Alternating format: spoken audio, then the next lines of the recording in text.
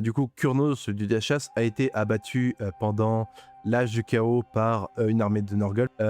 Et Horticulus Simux, le jardinier de Norgul, qui est un porte-peste en fait, mais qui est un peu spécial, a achevé Kurnos. Mais ce qu'il faut savoir aussi dans les détails, c'est qu'à cette époque, Kurnos était dans son aspect hivernal. En fait, les dieux liés à Giran, comme à l'Ariel d'ailleurs, leur force est un peu liée aux saisons. Et ils ont un peu des phases où ils sont vraiment plus puissants, plus vitalisés un peu, et des phases justement à l'hiver où ils sont plus affaiblis. Et justement, les serviteurs de Norgul l'ont attaqué, ils ont attendu le moment où il était faible pour l'attaquer. Et aussi, Horticulus n'était pas seul, il y avait sûrement différents grands immondes, différents démons majeurs de Norgul qui étaient là. Et les démons majeurs en fait du chaos, ce qu'on a tendance à oublier parfois, c'est que c'est dans le lore, c'est plus ou moins des divinités mineures presque en fait, du chaos. Kurnos, dans sa phase la plus faible, il aura quand même fallu toute une armée de démons pour l'abattre, ce qui est pas dégueu. Et ça ne l'a pas pour autant complètement détruit. Il y a un arbre qui s'appelle le Sir Edris qui s'est formé sur le continent de Kurnocéal à Giran. Et en plus, il y a aussi un autre fragment de lui qui continue un peu à exister à travers Beltanos, la griffe de Kurnos, et la chasse sauvage dont on a parlé dans les croisades Éophores. Et dans ce livre, il y a pas mal de choses sur lui, justement, qu'on va voir là. Donc commençons un peu les passages sur Kurnos. Voilà, le vieux cerf des bois. Connu comme le dieu chasseur, le vieux cerf des bois, et sous un millier d'autres noms, Kurnos est une antique divinité dont les récits sont toujours liés à ceux d'Alariel et de Giran. Il était le consort de la reine éternelle au cours de l'âge des mythes.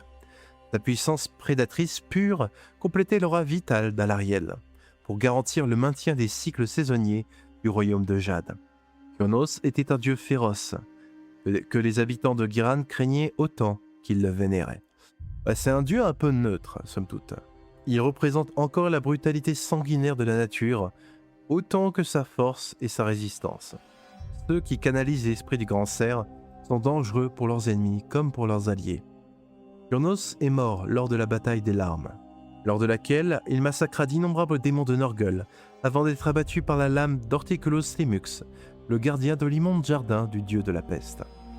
Mais une graine de l'essence du dieu chasseur a survécu, un germe de fureur qui permettra un jour sa résurrection. Uma et Sylvaneth rendent hommage au roi à la ramure. Un jour, il reviendra mener la chasse, la grande chasse, et conduira une charge furieuse à travers le royaume de Jade. Malheur à ceux qui se trouveront sur son chemin. Donc rien que là, ça semble un peu insinuer que Kurnos... Tiens, au moment où je dis ça, on a Orion qui souffle la corne, là. Le timing est parfait. Mais effectivement, donc là, on a un peu résumé, et le texte laisse à penser justement que Kurnos arrive. Mais il n'y a pas que ça, vous allez voir, il y a pas mal d'autres choses qui font justement pas mal d'allusions à Kurnos, et qui font aussi des allusions à différents moments et endroits où son influence commence à se faire paraître. En gros, certaines personnes, des elfes, et aussi des humains, commencent à être affectés par son influence, justement.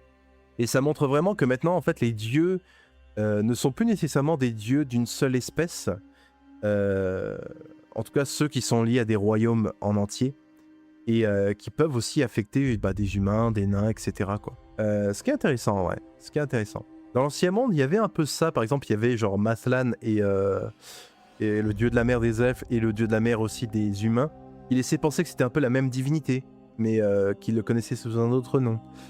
Là, pour le coup, il y a cette nuance, un peu, ce flou et un peu moins présent dans AOS. Et là, on est à peu près sûr que le dieu de la chasse, c'est lui. Et même si c'est un dieu elfique, vous n'avez pas besoin d'être un elfe pour le vénérer et l'honorer, etc. quoi. Et vous n'avez pas besoin d'être un elfe aussi pour recevoir peut-être ses bénédictions. Tac. Donc ensuite, il y a aussi d'autres passages qui font référence à Kurnos. La chasse commence, les cors sonnent, et combien les arbres tremblent sous le galop tempétueux des vifs sabots. La grande chasse débutera sous peu. Le sentez-vous? Vos veines ne grondent-elles pas d'impatience? Le vieux cerf remue, lentement et sûrement, mais ne quittera pas son long somme sans que l'odeur d'une proie tuée n'ait rempli ses naseaux. C'est à nous de lui offrir un digne tribut, par la lance et l'arc et la faux. Les gens de Kurnocéal pousseront nos ennemis à découvert, les mettront en fuite. Alors les chasseurs du vieux cerf feront leur office, leurs arcs bénis vibrant aussi clairs que le chant spirituel. Et chaque flèche percera un cœur noir.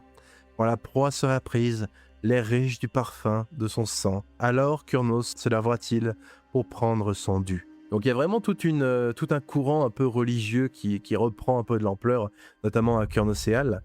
Et la grande chasse fait plein de sacrifices à Kurnos pour le ramener en fait. Mais clairement ça laisse penser qu'il y a quelque chose qui approche, quoi. On a quand même l'impression que Kurnos est très psychotique pour un dieu de l'ordre naturel, selon le récit de Grombrindal. Oui, dans le récit de Grombrindal, effectivement, il en faisait une description très sauvage, mais il était apaisé et focus par Alarielle, quoi. C'est elle qui arrivait à le maintenir un peu stable, quoi. Parce que c'est vrai que genre, de la façon dont Grombrindal l'a décrit, à chaque fois qu'il y avait un peu des assemblées, des fêtes, des festivals un peu, etc., des réunions de dieux et de divinités, etc., lui, il était toujours un peu en train de se gratter, et il était un peu en train d'observer l'horizon, et il avait besoin de son fixe, il avait besoin d'aller chasser, et il y avait qu'Alarielle pour l'apaiser, quoi. Alors ensuite, il y avait un autre passage qui faisait aussi référence à quelque chose lié à Kurnos. Donc là aussi, on a un peu une scène qui est décrite avec Beltanos qui interagit avec Alarielle. Donc Beltanos s'inclina devant Alarielle et il éprouva en se faisant un frisson d'instinct prédateur. Une sensation qui le troubla profondément. Elle est affaiblie. Sa force est éteinte, comme après une chasse à court. Si elle était ma proie, il n'y aurait guère de meilleur moment pour frapper. L'idée était blasphématoire et il s'en fit le reproche. Donc là, effectivement, apparemment, Ariel, depuis le rite de la vie et aussi le fait que la Malruine d'Escaven a grandement affaibli Giran, Alarielle, comme elle est liée à Giran, elle est aussi assez affaiblie. Donc là, elle est dans un état où elle est vulnérable. Et c'est marrant du coup qu'on a Beltanos qui a un peu cet instinct chasseur et qui peut pas s'empêcher d'avoir un peu des pensées intrusives. Alors que c'est sa déesse, quoi. C'est littéralement la conjointe de son dieu. Enfin, c'est assez bizarre. Il a quand même ce truc un peu dans sa tête. Je peux me la fumer là. Je peux me la fumer. Là il est avec son arc là. Il a l'arc qui lui démange. Là pour le coup c'est facile. Ma reine éternelle, dit-il en déposant son vouge au pied du trône de Jade, comme le rituel l'exigeait. Tu m'as appelé depuis la grande chasse, et sur ton instance, je suis venu. Comment puis-je te servir? Alarielle soutenait son regard, et sut aussitôt qu'avait perçu sa pensée furtive. Ah, il est grillé.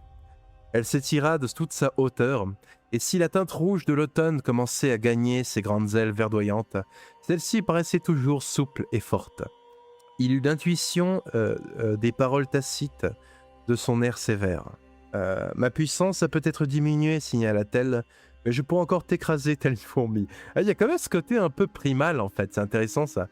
J'aime bien la façon dont est représentée un peu leur interaction, où elle a remarqué qu'il a senti un peu sa faiblesse, mais elle se lève, elle prend de la hauteur, elle s'affirme, pour lui faire comprendre que non, c'est pas... je suis pas au top, mais t'as rien à tenter là. Il y a un peu ce côté un peu meute, vous voyez, un peu meute de loup, ou groupe un peu de lions, enfin il y a ce côté vraiment où pour appuyer sa domination presque, il y a ce côté sauvage quoi, que les Sylvanettes ont au final. Donc c'est intéressant en vrai, cette tournure un peu. Beltanos mit le genou au sol, dans une posture de soumission claire. Il était un être né de l'essence belliqueuse de Kurnos. Alarielle était le pouls même de Giran. Plutôt aurait-il péri dans la pire des souffrances que de l'offenser en sa propre cour. Première épine, dit-elle. Sa voix était râpeuse, comme des feuilles frottant le tronc d'un chêne de fer. La saison change et mes ennemis s'amassent. J'ai beaucoup sacrifié lors des jours passés, et la force tardera à me revenir. Mon pouvoir diminue, et celui de ton maître s'épanouit donc. Il doit s'éveiller, Beltanos.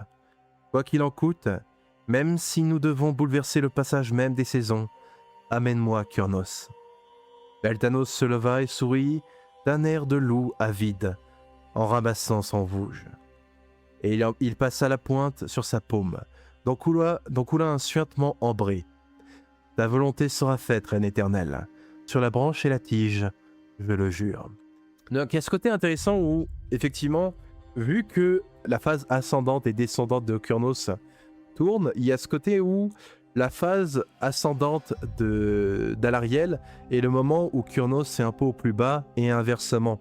En gros, il s'échange un peu dans le cycle, on va dire, quoi. Et donc, comme elle est en train d'être diminuée, il faut à tout prix ramener Kurnos, quoi. Et vraiment, le côté, effectivement, Beltanos sourit avec d'un air de loup avide. C'est là qu'on voit vraiment un peu l'influence de Kurnos, vraiment l'influence prédatrice. Conversation très intéressante, en vrai. Ouais, les Kurnosi sont des psychopathes. Non, ils sont un peu taquins, c'est tout. Mais c'est pas des mauvais gars, Mais j'aime bien. Donc voilà, là, on a déjà trois paragraphes qui teasent beaucoup Kurnos. Alors, il y en avait encore un autre, donc ça fait déjà 3 textes sur Kurnos. Il y en a un 4e aussi, qui est assez intéressant, vous allez voir. Alors là, du coup, ça n'est pas en scène Beltanos ou Alaria, etc. C'est juste des humains, mais vous allez voir que l'histoire est intéressante. Oster crie à Yana en tambourinant à la porte du pisteur. 2 cornes fendues, tu me les dois. 2 belles biches, t'as dit que t'allais m'amener si je te laissais ma bière ambrésienne. Elle attendit quelques instants, poussa un juron et fit le tour par l'arrière. Ce vieux fou était sûrement étendu ivre-mort sur sa paillasse, et elle allait être obligée d'aller chasser elle-même, à son âge. Yana se figea, le portail de la barrière était ouvert, et du sang étalé menait à l'intérieur de la bicoque, telle la trace d'une limace géante. Elle alla pêcher dans la poche de son tablier, et sortit son 2 coups, et en remerciant la reine éternelle d'avoir pensé à le prendre. « Oster, t'es là ?» appela-t-elle. Même si son cœur battait à la chamade, elle n'avait pas bredouillé et en tira une espèce de fierté absurde. Yana poussa la porte et perçut les relents cuivrés du sang frais.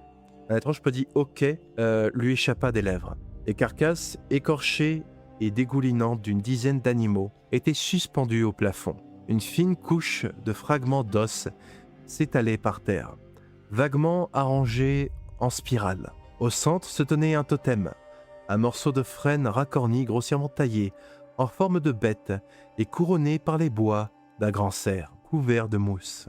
Quelque chose remua dans le coin, quelque chose d'ancien et humide, vêtu de peau luisante. Le pistolet de Yana lui tomba des doigts, et elle prit la fuite. Derrière elle, des bruits de sabots pesants la suivirent, d'abord lents et maladroits, mais de plus en plus vifs à mesure qu'il se rapprochait d'elle. Donc voilà, là on a un genre de garde-chasse qui semblait avoir beaucoup chassé et qui semble avoir fait un rituel un peu pour vénérer Kurnos, qui s'est transformé. Ça semble être des humains. Donc, si les Kurnosi arrivent, en vrai, on pourrait s'attendre à ne voir pas forcément que des elfes.